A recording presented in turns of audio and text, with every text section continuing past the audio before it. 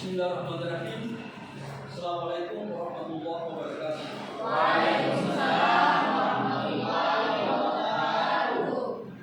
Saudara mahasiswa yang saya muliakan, pada kesempatan ini kita masih diberi kesehatan, kekuatan untuk menghadiri materi pada pertemuan ini.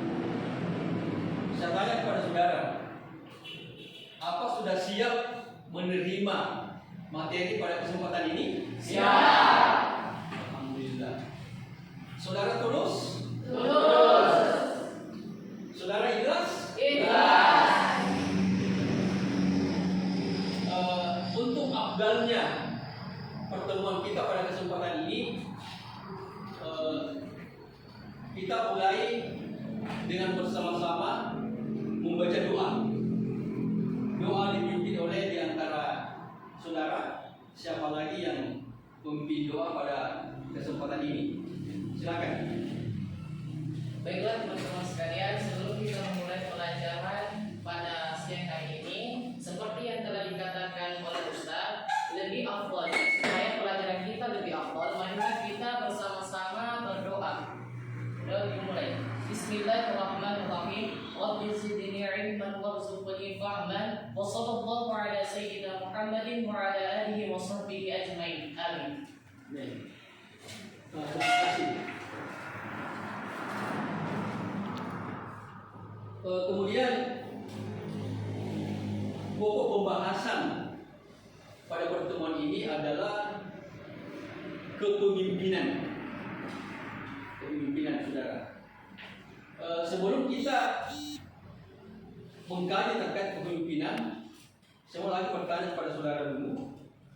Apa masih ada yang ingat apa pokok bahasan pekan lalu yang dibahas? Ya. Fungsi manajemen. Fungsi Manajemen. baik. Fungsi manajemen. Nah, sekarang apa di antara saudara masih ada yang ingat apa itu fungsi manajemen? Ya, silakan. Adapun fungsi manajemen yang sempat saya terima dari pertemuan sebelumnya itu yang pertama planning, kedua organisasi, yang ketiga koordinasi, keempat commanding, dan kelima controlling. Luar biasa.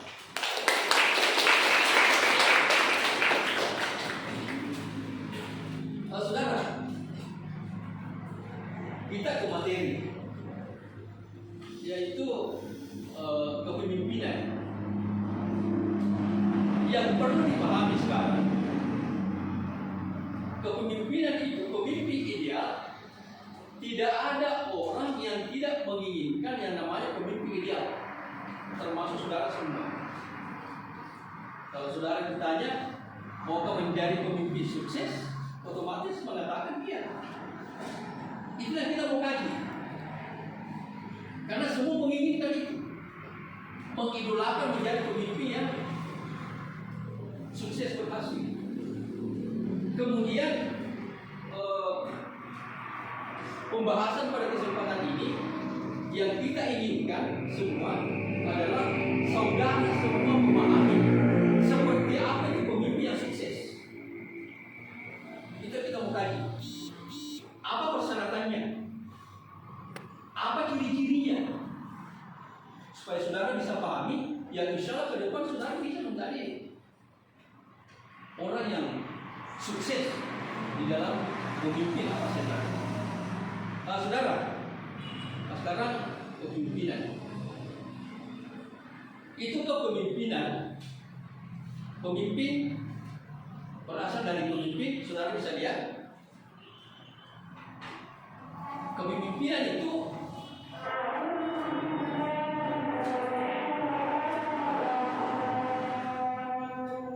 pemimpin itu kan dari bahasa Inggris yang disebut dengan leader. Leader itu dapat diartikan sebagai orang yang memiliki kemampuan untuk mempengaruhi orang lain. Itu baru bisa dikatakan leader, pemimpin. Dan juga bisa dalam arti lain adalah orang yang mempunyai kewenangan membuat kebijakan dalam satu organisasi. Kemudian kepemimpinan, kalau pemimpin itu leader, kepemimpinan itu adalah leadership.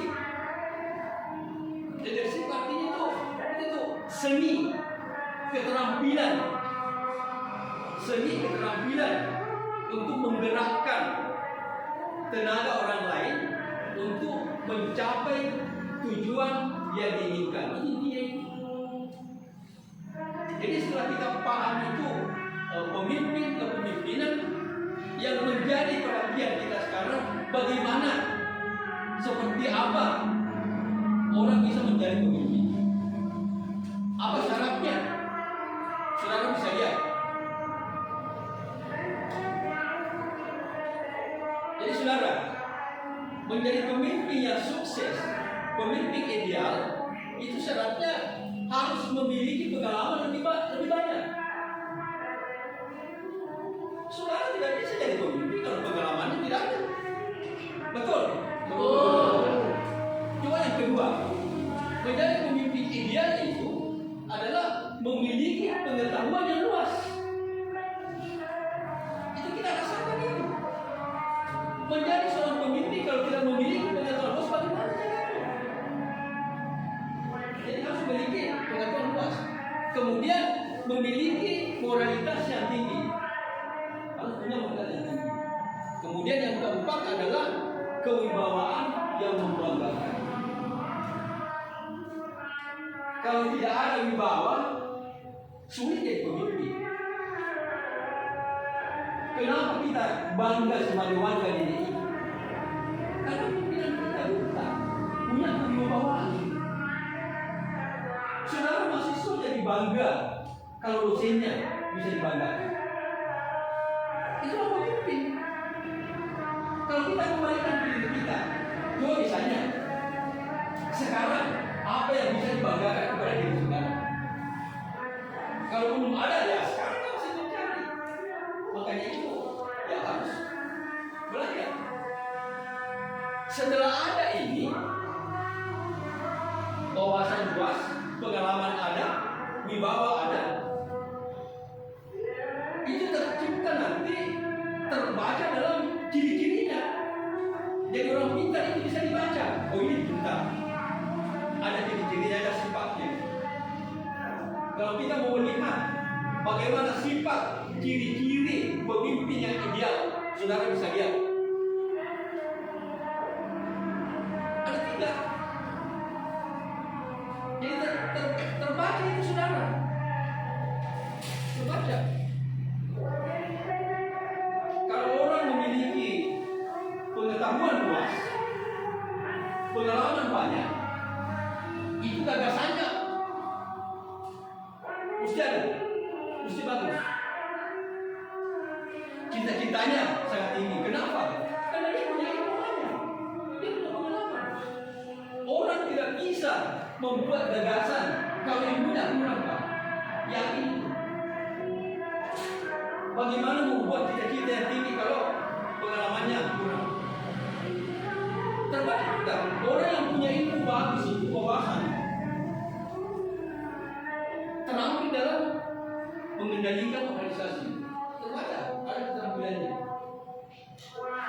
Kemudian yang ketiga, rasional dalam memecahkan masalah.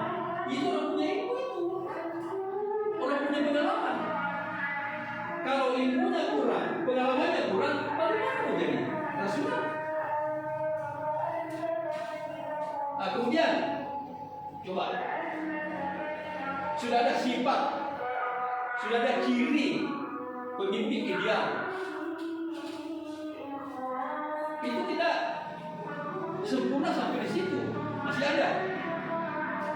Untuk menjadi pemimpin ideal, kalau dia sudah memiliki ilmu luas, pengalaman banyak, dia punya wibawa luar biasa, maka pemimpin itu sudah mampu menempatkan dirinya sebagai pemimpin. Dia sudah bisa berfungsi sebagai pemimpin. Seperti apa fungsinya pemimpin yang sukses? Saudara bisa lihat. Coba. Fungsi pemimpin yang sukses itu dia sudah mampu menjadi motivator. Saudara kan yakin orang yang bisa menjadi motivator adalah orang yang punya kekuatan, punya kemampuan, punya kompetensi, memberikan dukungan penuh kepada bawahan. Orang yang punya ilmu banyak, luas, dia mampu menjadi dinamisator.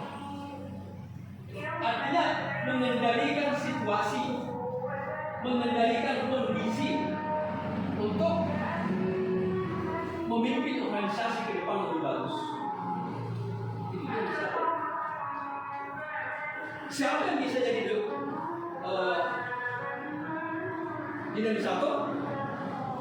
Tentu orang yang punya pengalaman banyak, yang punya ilmu, wawasan yang luas. Nah, setelah itu punya kompetensi bagus, dia juga sudah mampu menjadi stabilisator. Stabilisator itu mampu mempertahankan eksistensi organisasinya. Itu kira-kira saudara mesti ke sana. Masa mau jadi begini terus? Saudara mau jadi sukses? Mau. Syukurlah. Berarti harus belajar. Nah, kemudian orang yang punya kemampuan wawasan luas sebagai pemimpin, dia mampu menjadi supervisor. Artinya supervisor itu dia mampu mendidik, mampu membina, mampu melatih, membimbing, menilai. Yang paling penting, dia mampu menjadi memberikan contoh. Saya kira saudara, setelah ini semuanya terpenuhi, lahirlah pemimpin-pemimpin yang diidolakan oleh semua umat menjadi pemimpin yang sukses seperti Rasulullah, yaitu pemimpin yang moderat. Seperti apa pemimpin moderat? Coba Rasulullah dikatakan pemimpin moderat, saudara, semua bisa menerima. Islam bisa menerima. Seperti Rasulullah. Apa persyaratannya? Coba kita lihat. Baik. Saudara bisa moderat kalau saudara sindik, jujur. Bisa menjadi moderat kalau saudara amanah, dipercaya. Bisa moderat kalau saudara tabligh, punya komunikatif yang bagus. Yang paling penting terakhir adalah pawana, cerdas. Jadi itu saya kira luar biasa. Rasul menunjukkan itu. Itulah moderasi beragama yang digaungkan sekarang, harus menjadi pemimpin moderat. Rasulullah menunjukkan diterima semua umat. Masih ingat Timur saudara, seorang orientalis yang namanya Mikhail Haq, yang menyusun buku 100 tokoh dunia berpengaruh. Dia tempatkan Rasulullah sebagai intisari. Rasulullah intisari. Pertanyaannya, kenapa bukan Nabi Isa? Kenapa bukan Benjamin Franklin, manusia sangat mampu? Kenapa bukan Bill Clinton? Karena ini harus dididik. Sindik, amanah, tapi pakana. Sehingga saudara, itu hanya gambaran dari kami terkait dengan kepemimpinan. Sekarang sebagai terakhir, saya mau tanya saudara, setelah saya memberikan gambaran terkait dengan kepemimpinan, apa yang melekat di memori saudara yang berkesan di pikiran saudara terkait dengan kepemimpinan? Apa yang saudara bisa tangkap? Ada?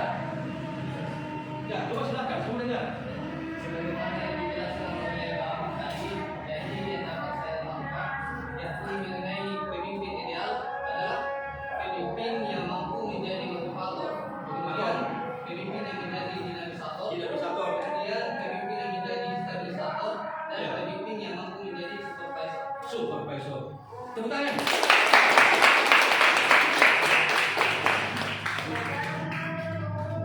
Jadi saudara,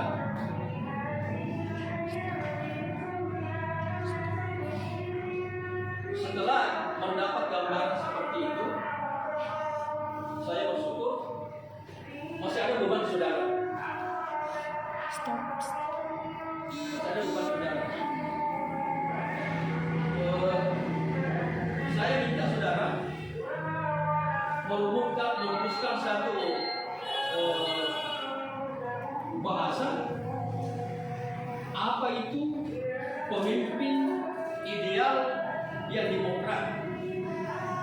Jadi rumuskan bahasanya itu. Pemimpin ideal yang demokrat adalah titik-titik. Jadi saya tunggu jawabannya lewat WA saya paling terlambat besok. Insyaallah. Siap? Siap. Sekira saudara itu barangkali pemaparan terkait dengan kepemimpinan. Mudah-mudahan Allah memberikan hidayah kepada kita semua. Insyaallah. Saya akhiri pertemuan ini dengan ucapan Wallahu muwaffiq ila aqwamit thariq. Wassalamualaikum warahmatullahi wabarakatuh.